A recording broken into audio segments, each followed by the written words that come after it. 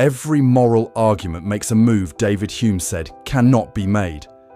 It starts with facts, descriptions of how the world is, and concludes with values, prescriptions of how the world should be. Hume noticed the gap between those two is unbridgeable by logic alone.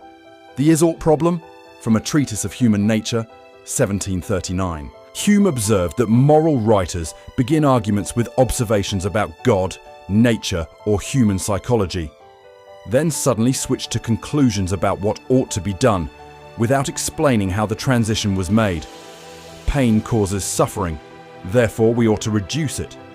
Humans are social by nature, therefore we ought to cooperate. Evolution favored aggression, therefore aggression is natural, therefore it is good.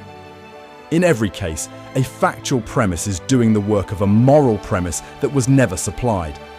This matters because most ethical systems try to ground themselves in facts. Hume's point is that no description of what is, however accurate and detailed, can by itself generate a prescription for what ought to be. To get from fact to value, you need a value premise already in place. And that value premise cannot itself be derived from facts without circularity. Moral conclusions require moral inputs. The practical consequence is significant.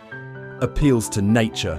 Something is natural, therefore it is good. Something is unnatural, therefore it is wrong, are logically invalid without an additional premise. Appeals to God's will face the same structure. Even if God wills something, you still need the premise that God's will ought to be followed. Hume did not say moral reasoning is impossible. He said it cannot be laundered through factual descriptions. If you want a moral conclusion, you have to own the moral premise you started with.